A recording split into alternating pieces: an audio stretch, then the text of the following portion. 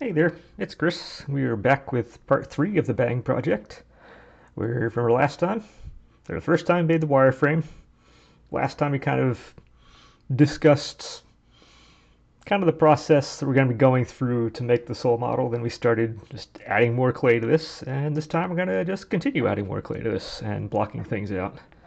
And maybe, if we get lucky, we can start kind of some of the rougher details. Feels weird saying the rougher details, but to get more clay first. Maybe we'll start doing a little more than just blocking as this time goes on. But for now, we need to keep adding more clay. Upper body's not looking too bad. Legs are very skinny. So we're gonna go ahead and do something about that. So we got ourselves a piece of clay. Let's go tenderize this just a little bit.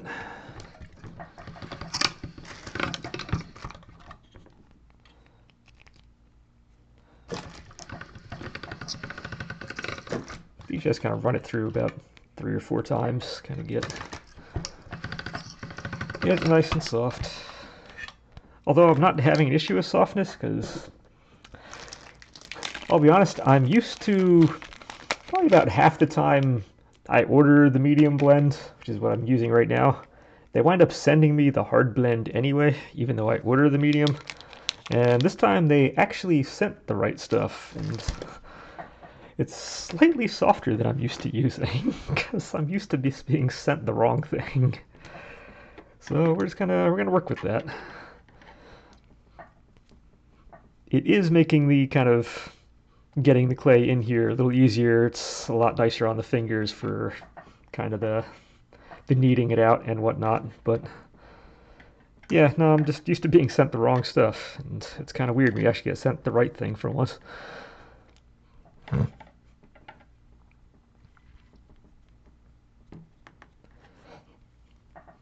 That said, as we go and look over towards what I'm using as my life-size examples, I now have both images as my life-size examples. So to bring things over, I can actually now put the form up against the other one too. So I have 2 references I can use on my end of things.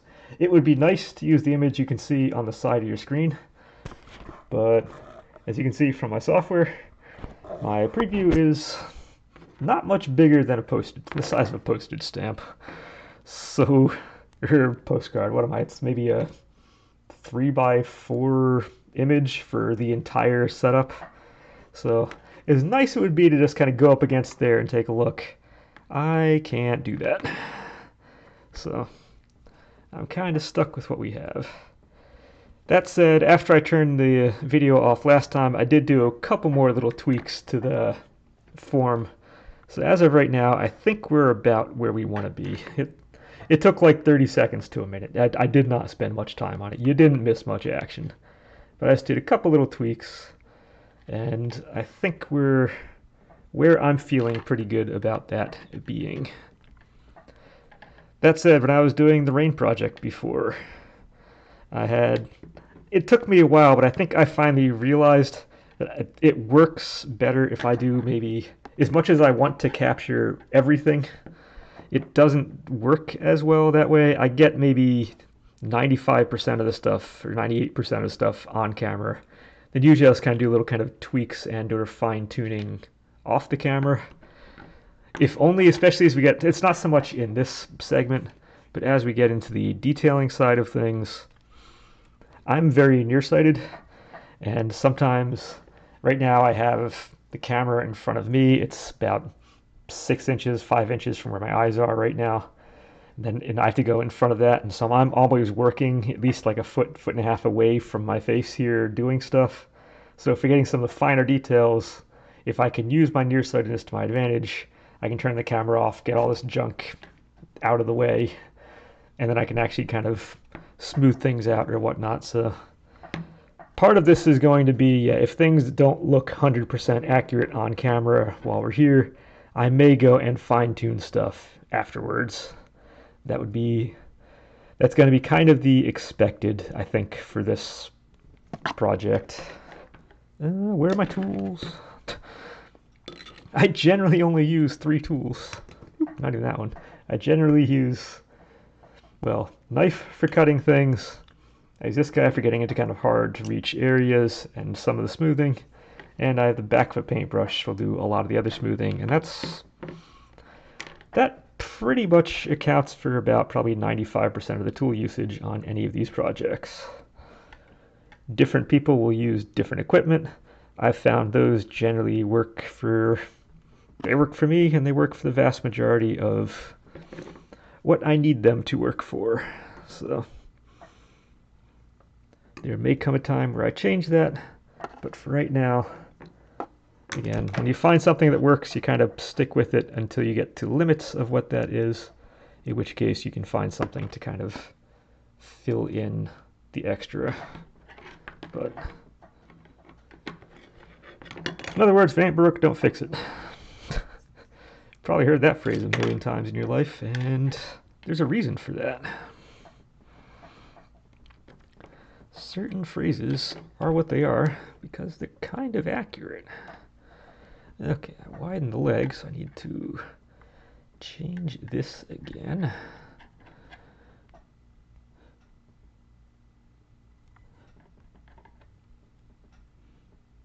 Yes, I'm probably going to spend a decent chunk of time on the legs. I may fine-tune. I think, according to this image, the waist itself is fine. If I come over to that guy, it's actually a little bit skinny. So there are differences from one picture to, oh, I can actually, yeah, there are differences from this picture to go off of. This is very common when using artwork to kind of go over things. So we're going to find probably a happy medium somewhere in the middle of those and go off of that. And that's just what it's going to be. So be prepared if this doesn't wind up being 100% representation of the image on the side that we're looking at, that's going to be okay. My goal is to get close, and if I wind up just making a cool thing in the end, I'm just going to wind up making a cool thing in the end. That is my main goal. I'm a little laid back on this. I do have a certain amount of quality I'm looking for by the end of this. I do want this to look good, have, like I said, there is a quality level that I would like to have, but from the design standpoint, if it winds up deviating a little bit from the reference material, that's okay. That is part of the process. That's part of what makes art art. If I were to show 5 different pictures of Bang based on well, the games, which again, the computer models, you have a computer model, but if you have like 5 different drawings of him by different people, they will all highlight different aspects, and they will have larger or smaller, say, muscles or hair or facial characteristics might be slightly different. Each one is going to highlight a different aspect, and that's part of what you have to deal with when you're looking at an artwork, or especially if you're not working with your own artwork, you're working with somebody else's. It is good to kind of keep that in mind and then temper your expectations of what you expect to see on that. Okay, this guy's got... I should be putting him in an actual base right now, but his feet are nice that he, generally speaking, he kind of stands on his own. So I'm not super concerned at this point, but no, it would be probably beneficial to give him a base. I think next segment I'll get my drill out here and I'll actually give him a base. That said, Rain right now is still using my temporary base because I still haven't built the official one for her. So I should probably get on building her own base so I can take back my temporary one. It would be good for something like this and not have my dudes falling over. Alright, so this did not stick at the very bottom. So all we're going to do is we're going to reopen you, pull out my glue, which, if I remember last time, hopefully this is the correct one. I know one of them had run out here 2 times ago. Oh, come on. Nope, this is the good one. Okay. Yeah, there we go. I was about to say, one of those glues, I had the two. One ran out, and then dumb me threw it right back in like the identical looking container. Because sometimes I'm smart, but good. I kept the right one on the table. I don't have to go scrounging for. Actually, I can still see the other one. I haven't thrown it out yet. It hasn't gone. If this wasn't the one, it hasn't gone very far.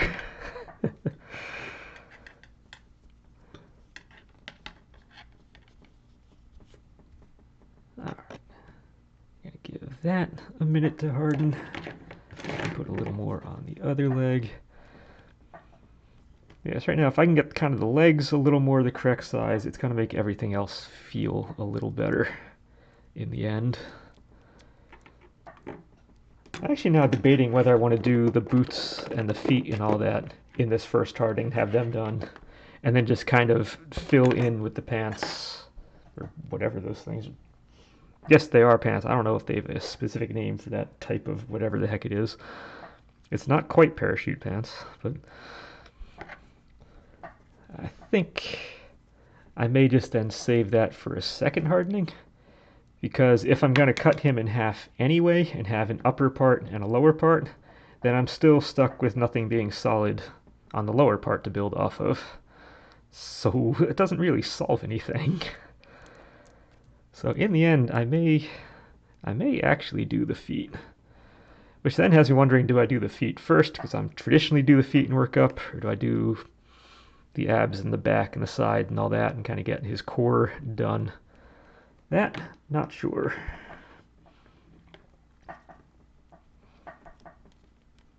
But for now, I don't need to answer that question, because right now we are just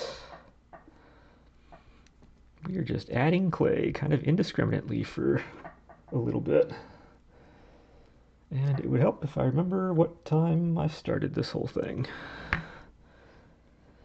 I believe, according to my computer's clock, which is 100% wrong, it's set to a different time zone, and even then I think it's off. And I need the administrative control to change it, which I'm too lazy to sign in and do. We started around 3:40. It's actually after dinner. We're actually getting closer to 7 o'clock or so by now. Which means I believe I'm about 13, 14, something like that minutes in, 12 minutes in. So I should probably keep that in mind as we continue along. Okay, we built that up a little bit. Should probably build up here a little bit as well.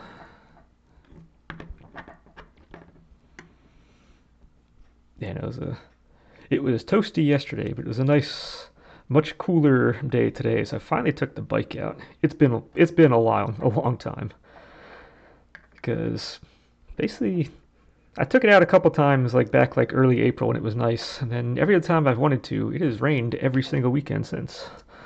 So this has been the first one where it's actually been kind of nice. So I decided to take it out and do when I did like a 24-mile ride, which is fine. It's up in the hills near me. And I need to start doing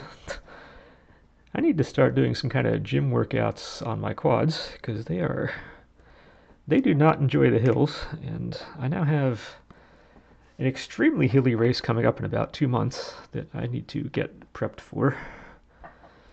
I figure if I'm doing the ultra marathon distance off course one, kind of towards the end of summer, I should probably do one or two during the summer as well, just kind of build up to it.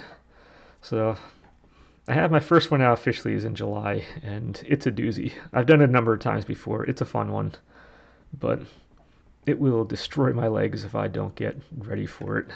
So any race that has a 1,000-foot incline within the first mile, you know it's good times. And then we do that incline twice within the first 3 miles, because then you go right back down the hill, then you come right back up the hill, or slightly different hill again. And yeah, it is definitely a thing.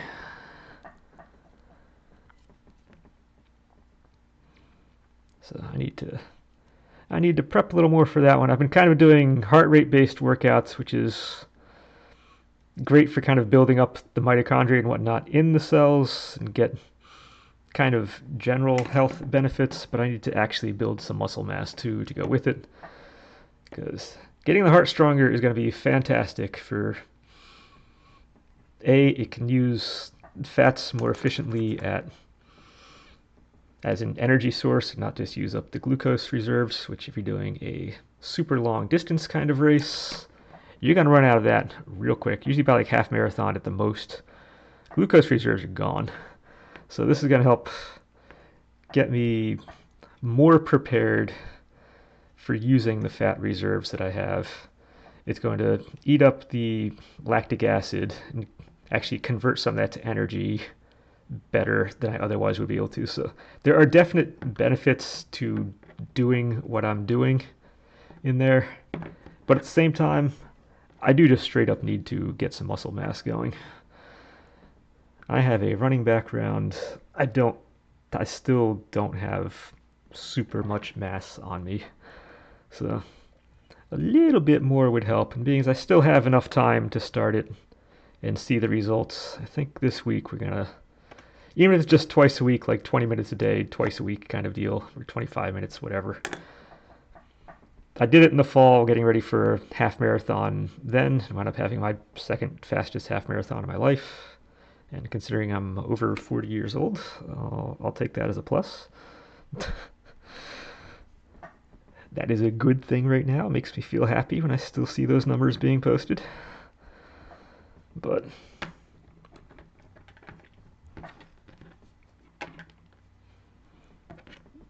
no, it's definitely on the list for improving myself. It also didn't help that according to I checked out the weather forecast afterwards to see it was windy. There was a westerly wind. It was windy. I was like, let's just see how much it was. Oh, it said it was 20 miles an hour, which, considering it wasn't 100% out and back ride, heading west then back east to finish, but it was pretty close to that, and it was a little rough going out. I'm not gonna lie, and at least now I understand why it was. Heading into a 20-mile-an-hour wind and then going up the quote-unquote mountains near me. They are not mountains, they're big hills. Yes, the area bears the name of mountain. There has mountain in the title, but they are hills. Big hills, but hills. My quads were just fried, and they shouldn't be. They shouldn't be at all. This was not supposed to be a super heavy hard ride. But, oh well. In general, I think for the next month and a half, I'm still going to be doing mostly runs. But as we start kind of get to the second half of June, definitely once we start getting in July, it's going to be a lot more bike rides rather than runs to stay in shape, because you can just stay so much cooler on a bike than you can when running. That just being able to generate your own breeze on a bike makes so much of a difference. If you haven't had to experience that, if you're cruising at like 18, 19, 20, 21 miles an hour, whatever it is, on a bike, it just feels so good. At least breeze wise. The rest you may not think is good. The rest you is probably hating yourself for trying to go fast, but it becomes worth it in the end. And it makes a lot of those things possible, because my body doesn't respond to heat very well. And I'm still blaming college on that, because I went to college in upstate New York, and my body has never forgotten the fact that it's gotten used to really, really cold winters, and summers not so much. And it's been like literally half my life since then, but my body has never forgotten.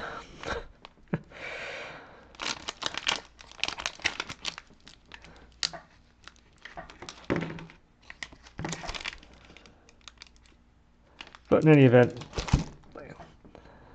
my goal when doing the workouts was I was going to spend April just kind of getting into a routine again, getting used to working out.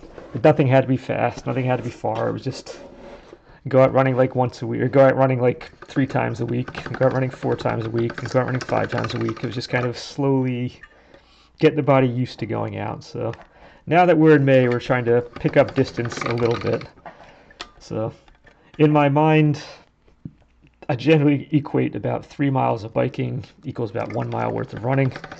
So if I did a 24-mile bike ride today, it's equivalent to like an 8-mile run I had going on in terms of effort, time, and all that.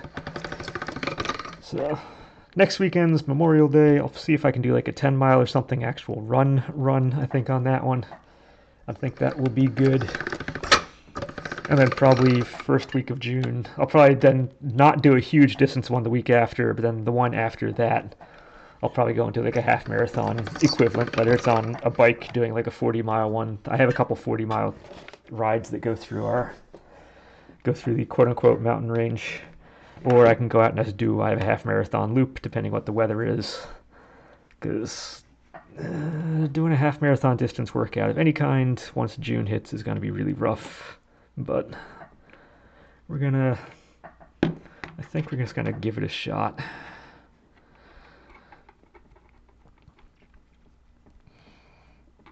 And that's kind of my game plan on that. I'm probably gonna try to front load a lot of getting myself in shape to try to get as much as I can done by the end of June.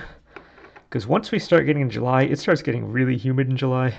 And I never know what my work schedule is. I don't necessarily know what the work schedule is going to be. 2 years ago, I spent the entire summer working in an unair-conditioned attic. We were converting an unused attic space into kind of a living area, and didn't get any AC or any of that until like the very last step of everything. So believe me, I wasn't going to be doing any workouts after work during that one, and I already have my unofficial rules. Work is still the priority. I'm not going to go into work tired, so yes, it might be nice to wake up at like 5 in the morning and go for a run when it's cooler, but I will not sacrifice my working time for my extracurriculars. Clients don't deserve that, so the boss doesn't deserve that, clients don't deserve that, so I will give them the priority, and everything else here is the extracurricular. So usually when I do workouts, it's going to be either after work or it might be later on at night. I might go for a run at like 9 o'clock at night or something, maybe as it gets super hot out there, like in the summer, really, really humid. And that's just kind of, I've been doing that kind of since college. When I was working out in college or going for runs, it was always really kind of more night kind of things.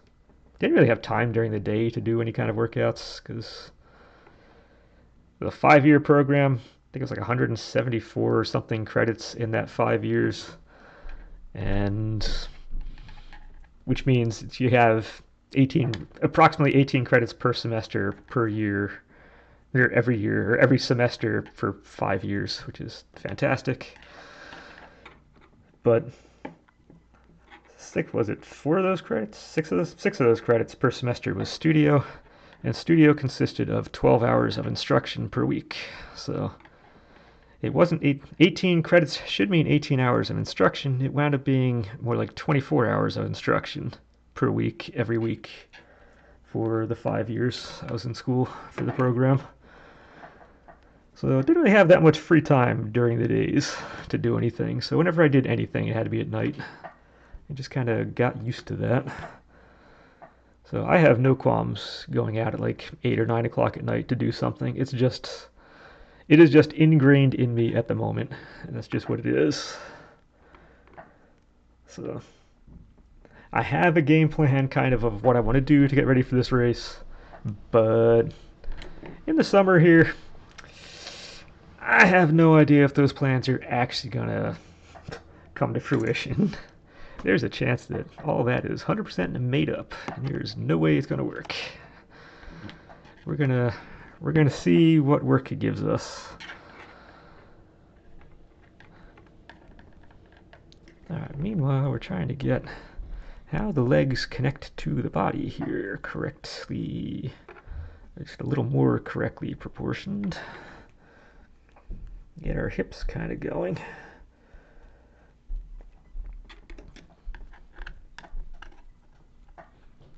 I also notice I haven't put this up against my size. There are my templates on the side over there, what you're seeing over here. So I should probably do that just to kind of get an idea of where we're starting here now. All right. I am exiting screen right real quick. We're gonna see what we're at. Okay, legs are still extremely skinny. Skinniest part of the waist actually, skinniest part of the waist here actually isn't too far off. And oh boy, all right, camera zoom. Camera zoom, hey, you're zooming in. Zoom out. Zoom out, camera. This is the only thing in here. There's nothing in the background to focus on. Focus over here. I bought this camera a number of years ago. I think it was about 3 years ago because I called in for jury duty during the COVID years. And during that time, they, surprise, surprise, wonders never cease. They didn't want people coming into the courthouse, which, that's it. I have been on a jury before we reached a conclusion. We did reach a verdict. It was might have been a 4 or 5 day case. I was there for an entire week. So I have done it before, but for this particular one, yeah, you can't go in the courthouse because COVID is super scary, dangerous, blah, blah, blah. And so we had to do the Zoom meetings, the Zoom calls. So of course I had to go and I had to pick up I had the laptop, I had to pick up the camera here. I have a 100-foot Ethernet cord I can take all the way from upstairs at our jack up there to kind of come down the stairs to the basement here to where I was a secure environment that nobody would be able to hinder or kind of get in the way or view anything they shouldn't area. And I'm still kind of using that stuff right now. Ethernet cord is still kind of piled up in a closet right now, I think. Hasn't really found a use since that point in time. That said, that case never actually went anywhere. I remember I was the first one to sign in that morning. I was all ready to go. Wasn't happy about being there because I like my job. And I guess if you have a salaried job, that's great. But if you're in a trade, earning like $5 a day versus earning whatever else you're going to be earning during the day, math-wise doesn't work out too good. But I was the first one to sign up. Kind of sat there for like half hour, 40 minutes as everyone else is kind of slowly kind of signing their way in and getting prepped and ready. As soon as everyone gets to the room, the clerk comes in, her logs on, goes up. Well, we just want to give everyone the time to sign up in here, and yeah, they settled last night, so we just want to make sure you're in here so we can cross you off the next 3 years. And that was that. So didn't have to do it that time, and I forget if I'm back on their docket the end of this year or if it was the end of last year I got put back on. So I may or may not be eligible for jury duty again because I know it's once you're on it, it's 3 years guaranteed off. You're just taken off the list, and that part's kind of nice. But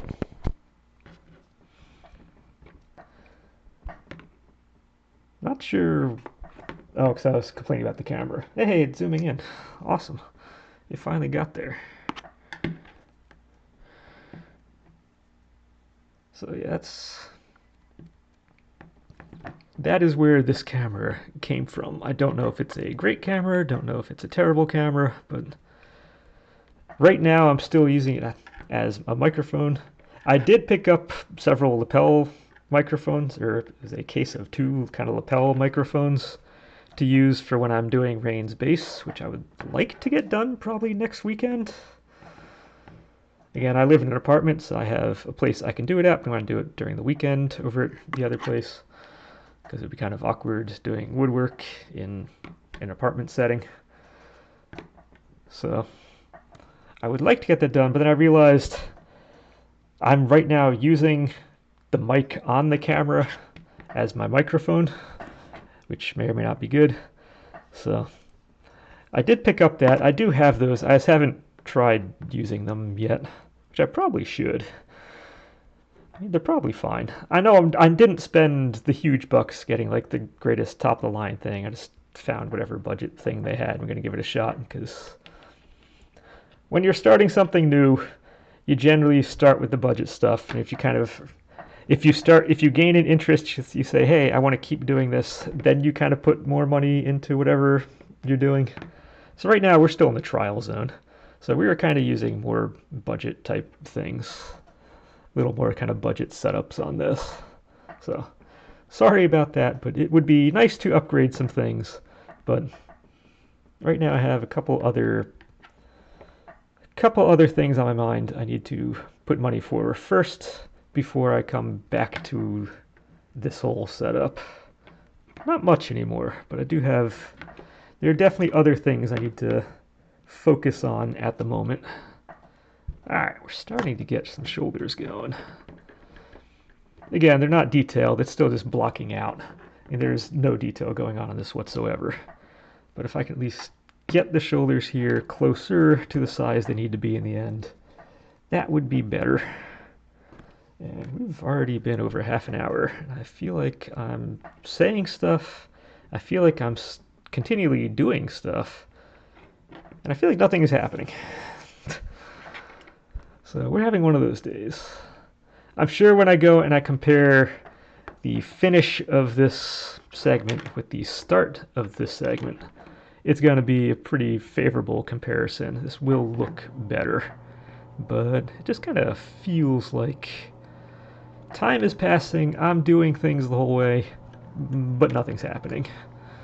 And I know I get that. That happens at work every now and again. It does happen in life. You're working, you look back and go, oh, that's it? But especially during these couple early segments, later on we get into the details, yes, I expect a little more of that type of feeling. But in these kind of early segments, I feel like we should be making a little more faster progress.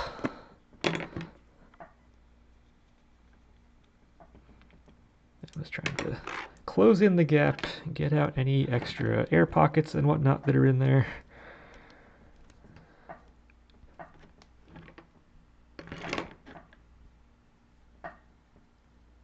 Actually, yeah, the leg is definitely beefed out, which is helping him feel more like a beast. Now, this guy does work out. His arms, you can't see his arms. Because again, if we come back to this view, he has sleeves going the entire way, so none of this has to be done right. But if I can at least get a start on that, if I can model kind of the arms at least halfway decently, that will help inform the size of the hands when I get them later. So I will put some effort into the arms. I know they're going to be covered in the end, but I'm not going to go and knock myself out making the arms on him. It's not worth it in the end. It will 100% not be worth that kind of time. But if I get at least the start of the arms right, that can help inform the chest size as I get to there. So to that end, this would be nice to kind of get some of this going well. Plus, the arms were super skinny before, and as I said last time, one of my rules of thumb is on any given segment that I do here, I want this to feel like something is accomplished and look like something is accomplished. And this isn't sticking. Yeah, well, like I said, every now and again, stuff just doesn't stick. And that's, once again, that is 100% fine if that happens. If it continually happens over and over and over again on like the same segments, then we kind of have a problem. But if it just doesn't want to stick on a first go, I'm not super concerned about that. I have since learned not to worry about that. I've gone through some bad times putting it on, taking it off, putting it on, taking it off, putting it on, taking it off, that I know enough at this point what I can and can't get away with on that, so We're just gonna let that harden just a little bit more. I'm just gonna puff this arm out just a little bit more, because again, the arm Bang is a larger than life character, and he is super, super powerful.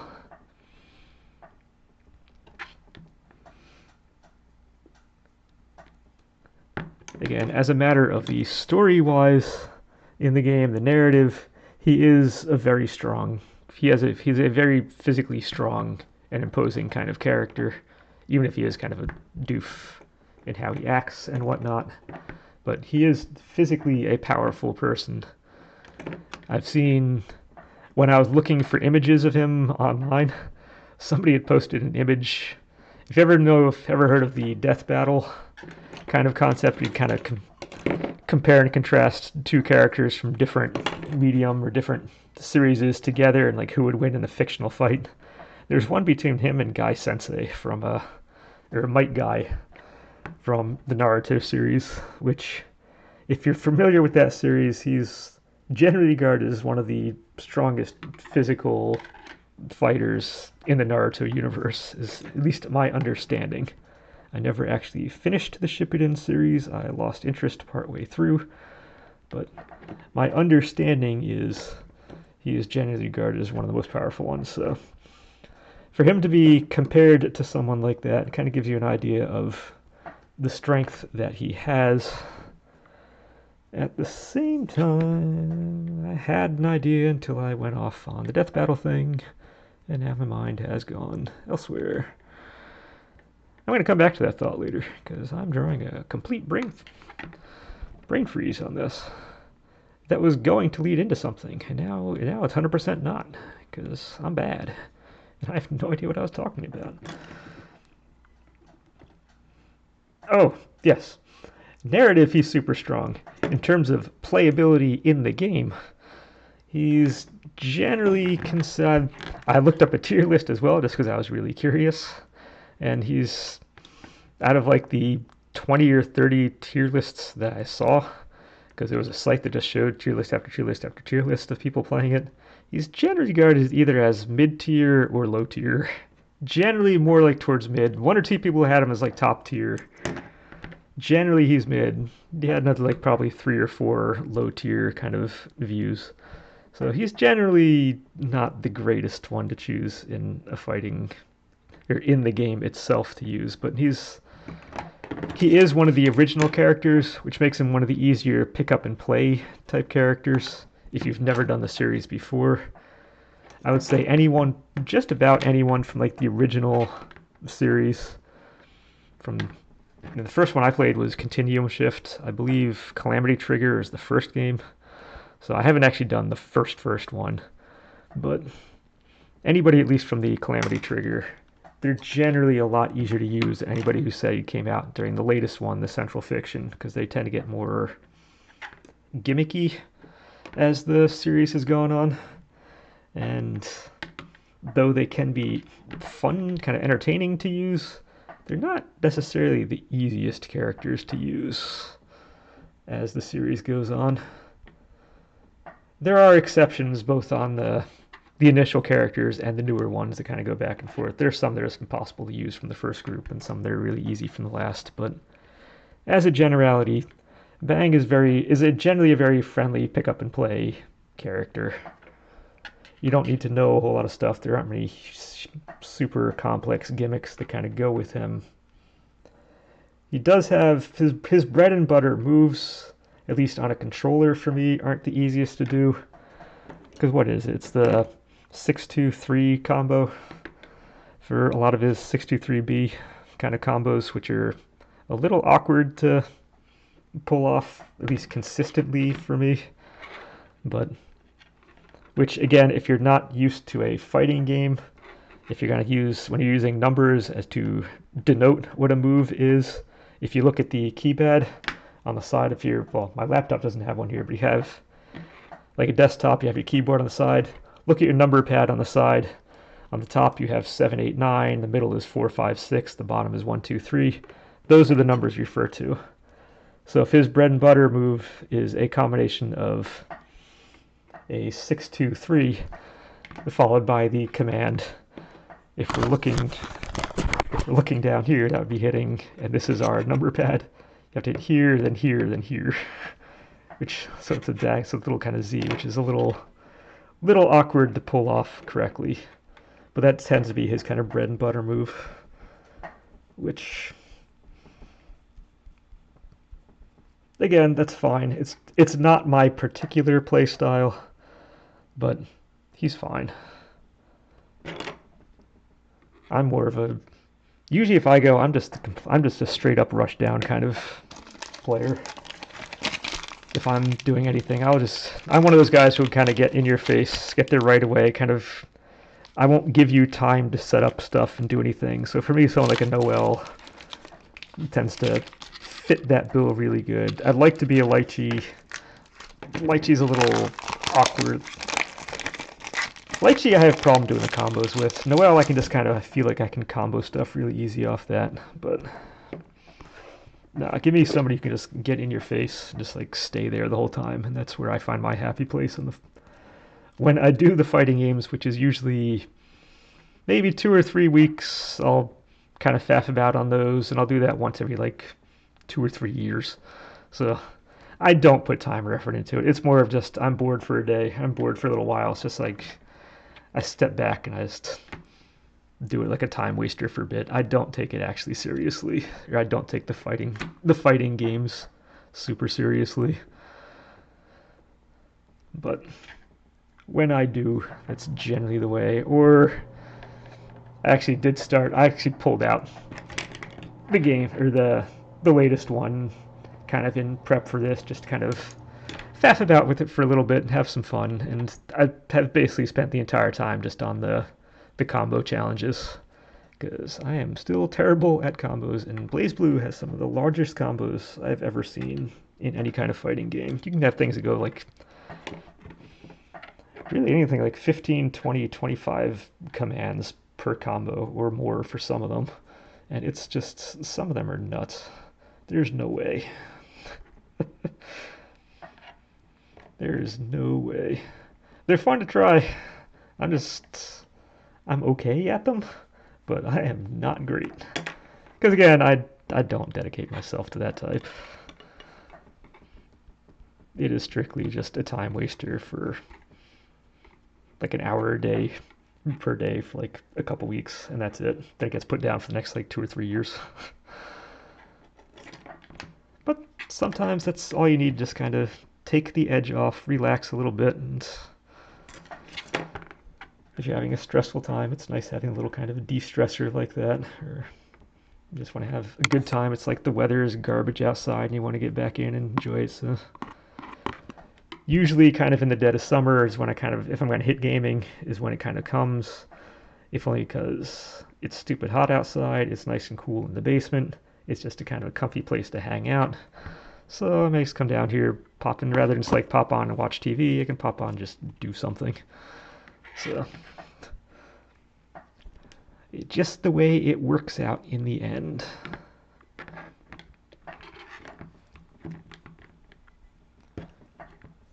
Okay, what time are we? We're 24. I'm not necessarily ready for, hello. I'm not necessarily ready for this yet, but let's at least get this guy a start.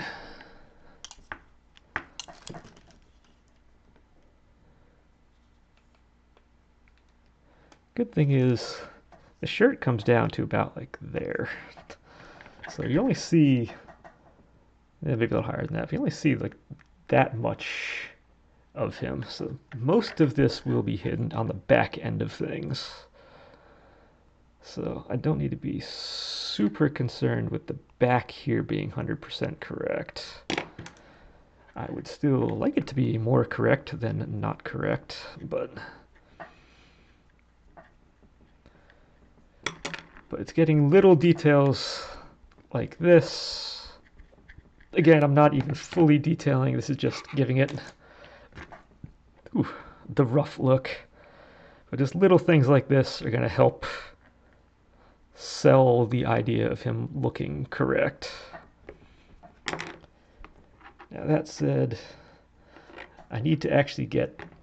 It would be nice having some kind of images of just like a back of a character or a back of something to go off of, just to kind of figure out the muscles back here, because usually I only need to go about as far as I do this and I do the shoulder blades, and that's about all I need.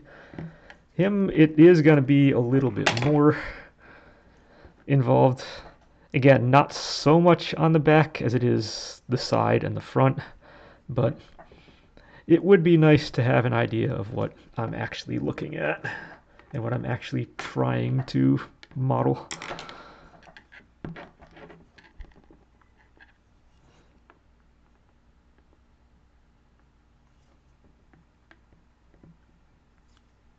And actually, I'm going to need to know how this connects into the neck and the head correctly, which, kind of.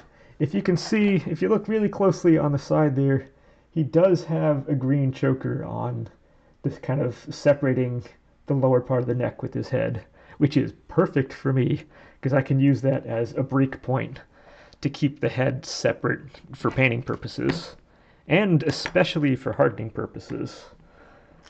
Because again, the oven I'm using to harden things in is, well, he's going to come, if with everything involved, he's going to come like within an inch of the top, and the hot air rises in those ovens, surprise, surprise. So anything close to the top like that has a chance of burning, which is the other reason I like now taking these apart into multiple pieces, so I can keep the pieces that I have lower in the oven to keep it from burning as time goes on. So there is that. So at least having that separation there should be good. Let's see, we're just going to put... I can always change the size and or shape of these later on, but let's just get started with the beginnings of a shoulder blade going here.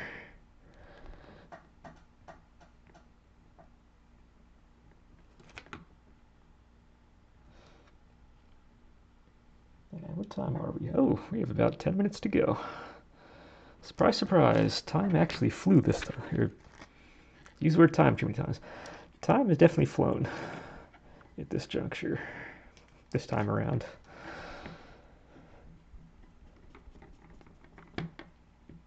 So hopefully this is going to have an appearance that, or have the feeling that something has changed for the better, or even has visually changed from the start to the end, because outside of doing this, I'm not 100% sure if it looks like stuff has happened, but I'm sure it has. I'm sure it has, and even if it hasn't, I know I've been adding stuff. I know there are things going on, and it's good.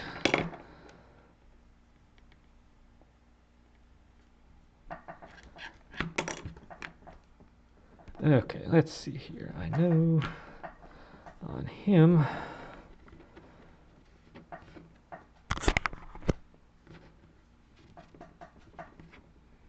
actually even just doing something like that's not bad.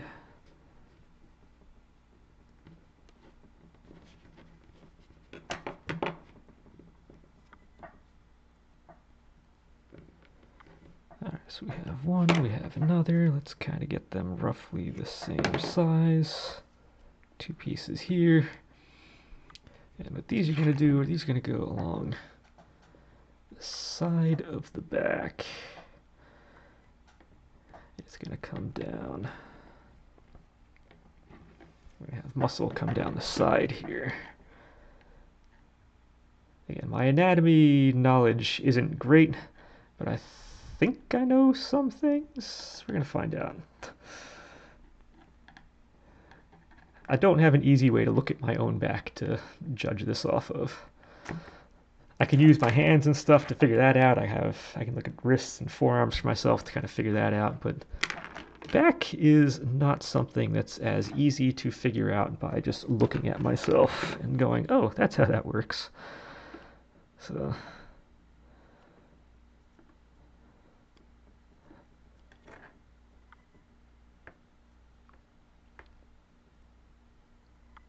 I kind of want those. We have, I believe it's the muscle that kind of comes down here. It doesn't stand out super much, but there is a little something that comes up the back. I'm not sure how it resolves itself up top, but we'll figure that out. Again, this is just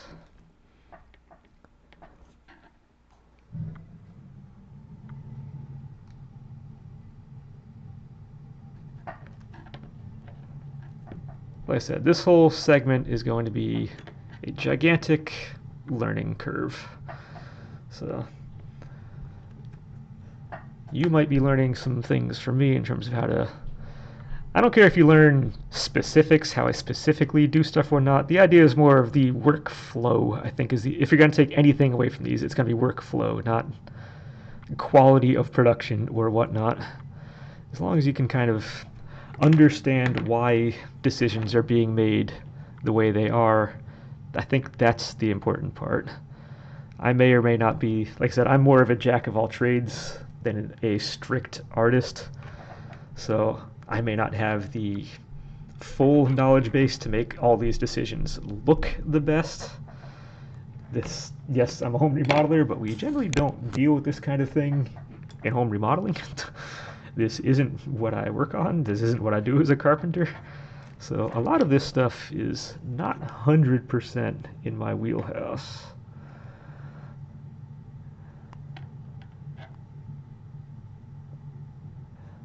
Let's get you going. We're just kind of working on, although that does start to make him feel stronger, which is good. We like that. Now all this is perfect if you go and resize the legs again, in which case this whole hip area is going to change, but it happens every time, so just kind of get used to it. But I do want to get a start on some of these things. I did that really badly.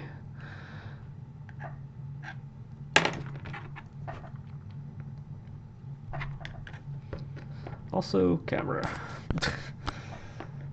Also, what time is it? Okay, a few more minutes. We're still good. We're not there yet. You're stuck with me for a couple more minutes. You have no choice. You can't leave. You can't do anything else. You're here.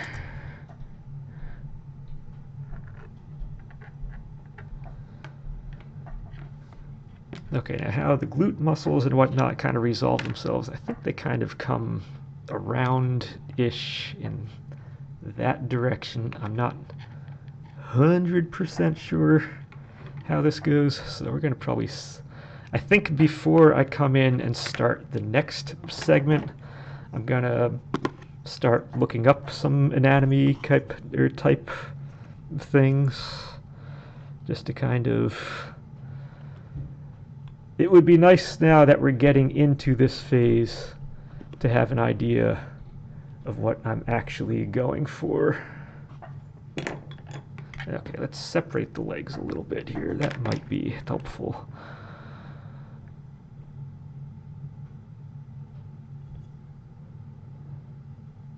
Again, we want this to feel a little more correct.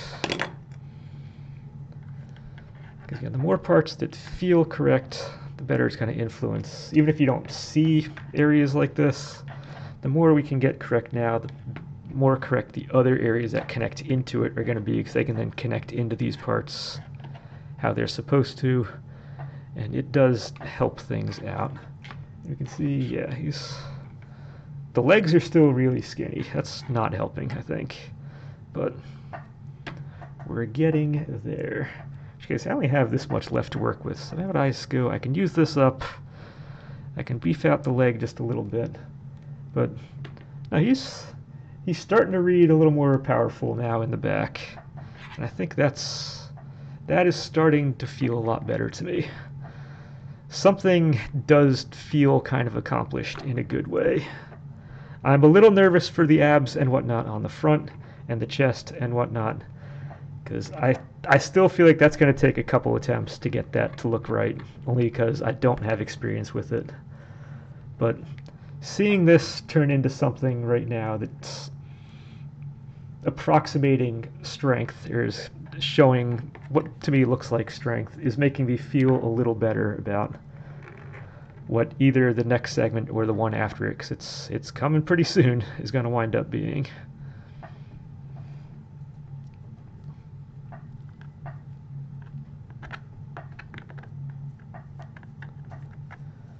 Alright, just trying to smooth out what I just stuck on here.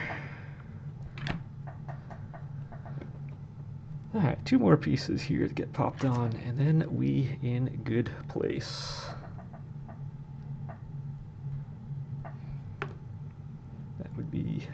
That would be a good place to stop this one. And then next time, next time I think I might do a little more on the legs. I might just bring it down. I may go form the feet. I may go trim off this, actually find a piece of wood, drill it into that, and just kind of get a temporary base thing going, just so it can stand there a little bit nicer. It's gonna need it anyway. I know I have these big floppy feet things going, but it might be nice to get that going a little more correctly. However, yeah, I think I might put a little bit of clay on there just so it looks like something has happened. But I think we're probably going to be dealing with up in here a little more. Still not sure if, I want to do that 100% first, or if I want to do the feet first, because I'm not sure which one I'm going to be. It just seems so easy to grab onto this to do the feet, whereas once the feet, I generally don't grab the feet to do this, so it might be worth doing the feet first, but I don't know. We'll deal with that next time. That's not going to be a this time problem. Let's stick you on there.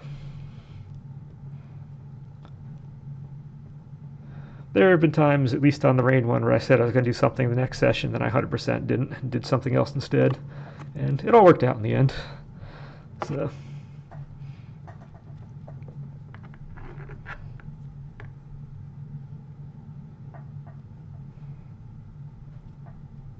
I say the end with a question mark, because it's technically, without the base, it's not 100% done, but the model is done. It's modeled and it's painted, so the model, it's done. I need to design the base still. Haven't done that yet. So it's not just need to get material to build it off of. I need to actually design it. So maybe I'm going to spend some time this week maybe figuring that up, so that when I get to my studio to actually put it all together, I can have my workshop, I can actually do that.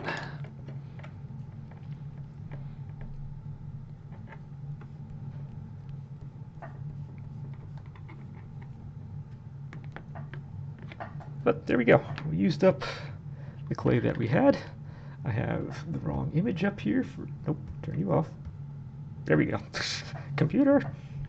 Okay, he does look a little more built now than he did before. He looks like a linebacker or something now at this point. Maybe that's the other reason to get the base, because right now I need him leaning on here so he doesn't fall back. Because really he's going to be back and up slightly, but that's what we're dealing with on this side. Like I said, on the back, we're starting to see a little bit of strength going. I have a very awkward shadow down there. Hold up. I can't leave with an awkward shadow like that. That's just wrong. Smooth out. Be good.